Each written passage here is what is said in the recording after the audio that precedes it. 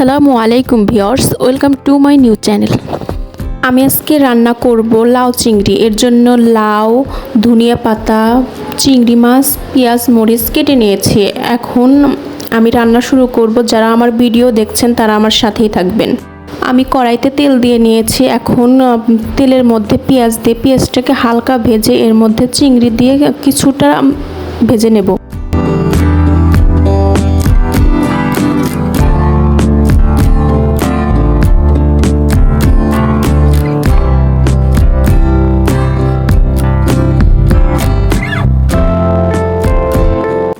আমার পেঁয়াজ ভাজা হয়ে গিয়েছে। এখন আমি এর মধ্যে চিংড়ি দিয়ে দেব। চিংড়ির কালারটা যখন একটু লাল লাল হয়ে আসবে তখন আমি সকল ধরনের মশলা দিয়ে দেব।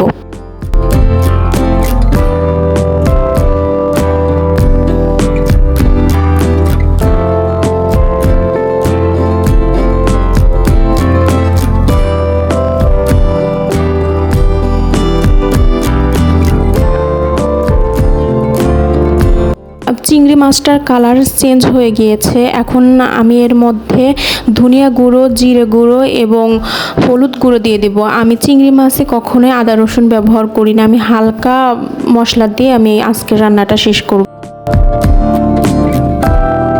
আমার চুলোর আঁচটা অনেক বেশি জোরে হয়ে গিয়েছিল, এর জন্য আমার মশলাগুলো পুড়ে যাচ্ছিল, তাই আমি একটু পানি দিয়ে দিলাম। আমি লবণ দেওয়ার কথা ভুলে গিয়েছিলাম, সেজন্য আমি লবণটা পরে দিয়ে দিচ্ছি।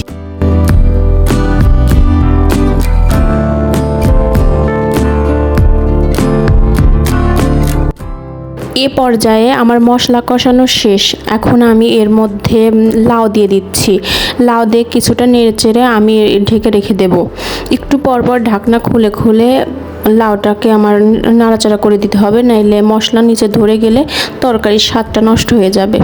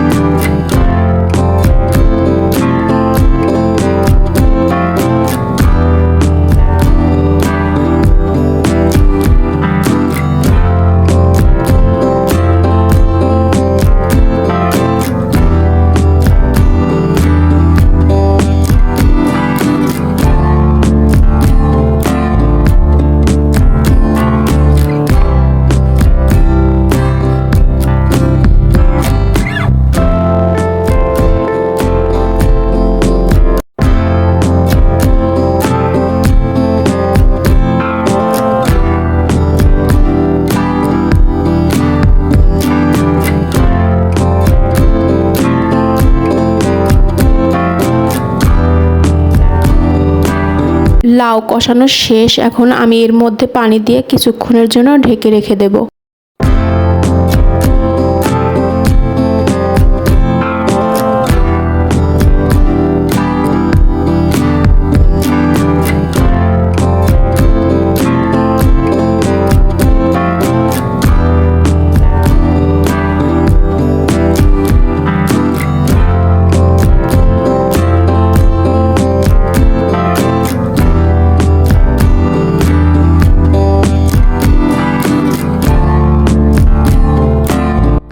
আমি একটু পরপর ঢাকনাটাকে তুলে তরকারিটাকে নাড়াচাড়া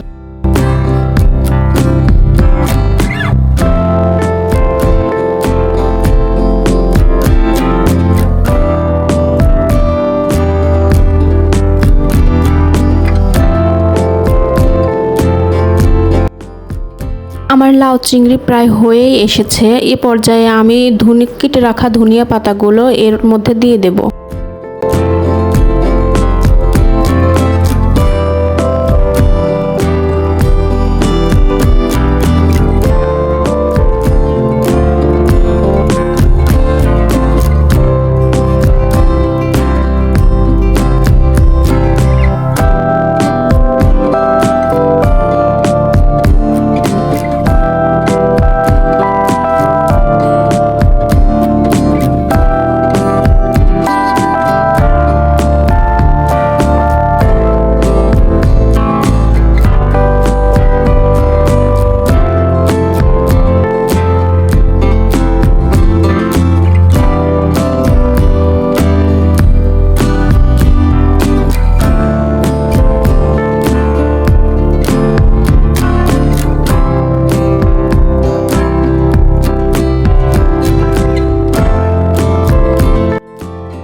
আমার লাউ চিংড়ি রান্না শেষ হয়েছে। এখন আমি চুলাটা বন্ধ করে একটা বাটিতে তুলে নেব।